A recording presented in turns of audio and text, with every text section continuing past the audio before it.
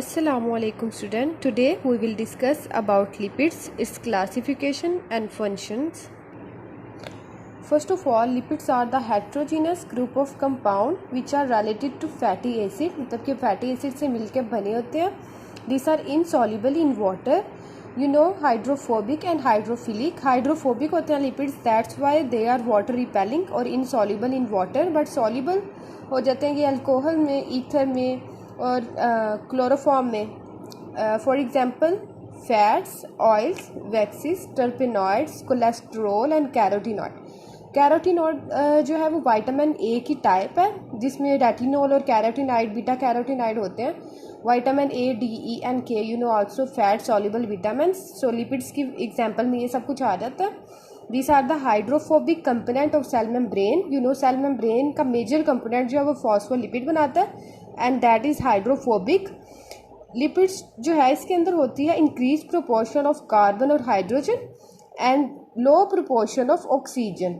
That's why it can store double amount of energy as same carbohydrate. इसका क्या मतलब है कि कार्बोहाइड्रेट अगर हम एक जगह लें और उतने ही हम लोग लिपिड लें तो लिपिड जो है वो डबल अमाउंट ऑफ एनर्जी को स्टोर कर सकता है as compare to the same amount of carbohydrate. Why? What is the reason behind this? Reason is very simple, क्योंकि लिपिड के अंदर कार्बन और हाइड्रोजन की प्रोपोर्शन ज़्यादा होती है और ऑक्सीजन की प्रोपोर्शन कम होती है, जिसकी वजह से it can store double the amount of energy as compare to the same amount of carbohydrate. अब लिपिड्स जो है वो प्रोटेक्टिव लेयर की फॉर्म पे प्रेजेंट होती है ऑन एनिमल्स और plant surfaces. For example cutin जो है वो इंसेक्ट्स की आउटर लेयर पे प्रेजेंट होता है और क्यूटिकल जो है वो फ्रूट्स की आउटर लेयर पे प्रेजेंट होता है. That's why it's a protective layer जो वाटर लॉस से बचाती है प्लांट्स को और एब्रेसिव डैमेज से बचाती है.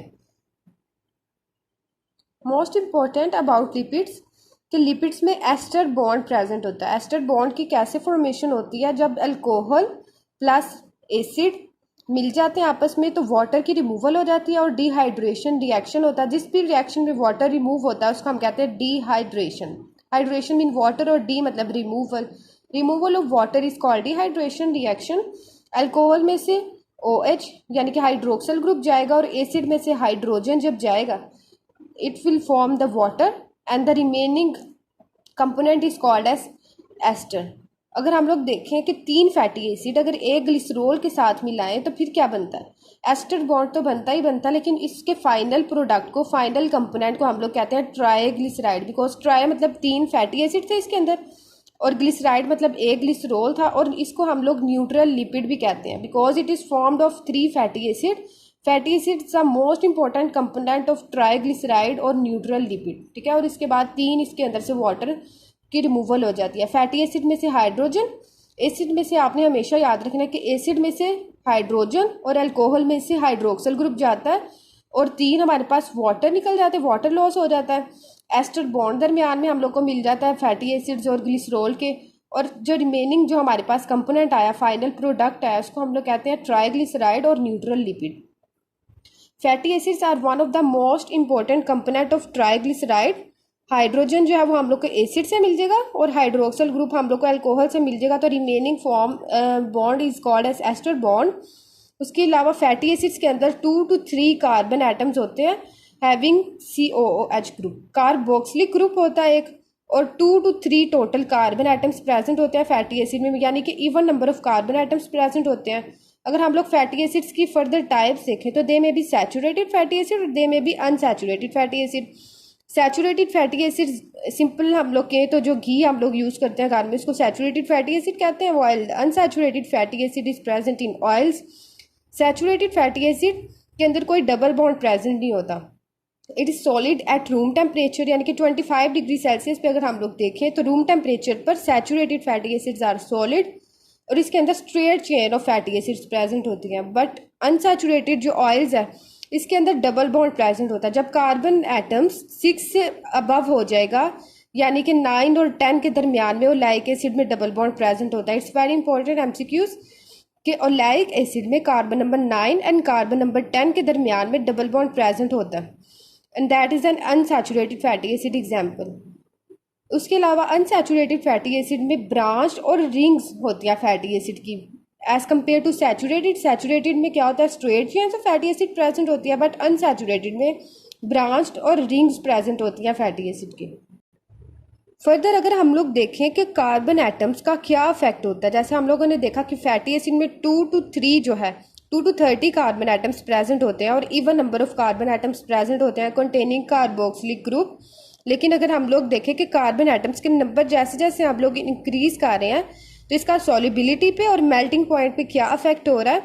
तो कार्बन एटम्स जैसे जैसे हम लोग इंक्रीज करते जाएंगे, increase in the number of carbon atoms, increase in the solubility और मेल्टिंग पॉइंट। फॉर एग्जांपल अगर हम लोग देखें ब्यूटारिक एसिड, ब्यूटारिक एसिड के अंदर 4 कार्बन एटम्स प्रेजेंट होते हैं, ठीक है, और इसका melting point is very low, -8 degree Celsius. लेकिन पाल्मिटिक एसिड जिसके अंदर कार्बन जो है वो 16 प्रेजेंट होते हैं, इसका मेल्टिंग पॉइंट है 63.1 डिग्री सेल्सियस। यानी कि ब्यूटारिक एसिड जिसके अंदर कार्बन 4 प्रेजेंट थे और इसका मेल्टिंग पॉइंट था -8 डिग्री सेल्सियस। लेकिन पाल्मिटिक एसिड जिसके अंदर 16 कार्बन एटम्स प्रेजेंट थे, उसका मेल्टिंग पॉइंट है 63.1 डिग्री सेल्सियस। ठीक है, तो जैसे जैसे कार्बन एटम्स इंक्रीज होते जाएंगे वैसे वैसे सॉल्युबिलिटी और मेल्टिंग पॉइंट इंक्रीज होता जाएगा। उसके बाद हम लोग देख लेते हैं कि लिपिड्स की 3 फर्दर और टाइप्स होती हैं, जिसमें आ रहा था वैक्सीज, फॉस्फोलिपिड और टर्पेनॉइड्स। वैक्सीज जो है सिंपली एनिमल्स और प्लांट्स की सर्फेसिस पे प्रेजेंट होती है to protect them from water loss and abrasive damage. इसके अंदर odd number of carbon atoms होते हैं। हमने पहले देखा कि फैटी एसिड में even number of carbon atoms present होते हैं, 2 to 30 कार्बन एटम्स होते हैं, जिसमें से एक जो है वो कार्बोक्सिलिक एसिड होता है। लेकिन वैक्सीज के अंदर C25 to C35 मतलब कि odd number of carbon atoms present होते हैं।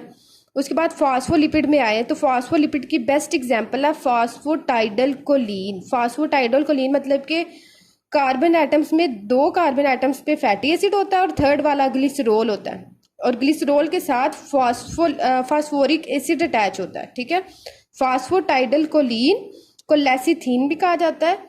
अगर हम लोग सिंपल इसका स्ट्रक्चर देखें तो इसका हेड जो है वो पोलर होता है, यानी कि हाइड्रोफिलिक और water soluble. It contain the phosphoric acid.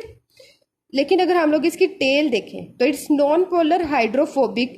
तो इससे पता चल जाएगा इसमें क्या प्रेजेंट है, फैटी एसिड प्रेजेंट है। That's make it non polar.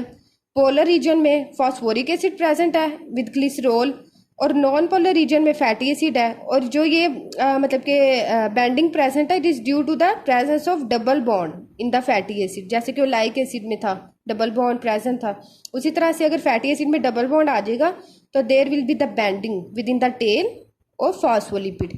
Third is the terpenoids. Terpenoids is not a fatty acid. इसके अंदर फैटी एसिड प्रेजेंट नहीं होते हैं। It is made up of isoprenoid units. ये आइसोप्रीनॉइड यूनिट से मिलके बना होता है। It is present in several hormones जैसे कि एस्ट्रोजन। टर्पेनॉइड्स जो है उसके अलावा टेस्टोस्टेरोन में प्रेजेंट होता है। That's all about lipids, and if you have any question then you can ask me. Kindly like my channel, subscribe my channel, and if you like my videos then share it with your friends and with your families, and especially NMD Catians to help them further in your studies. Thank you so much.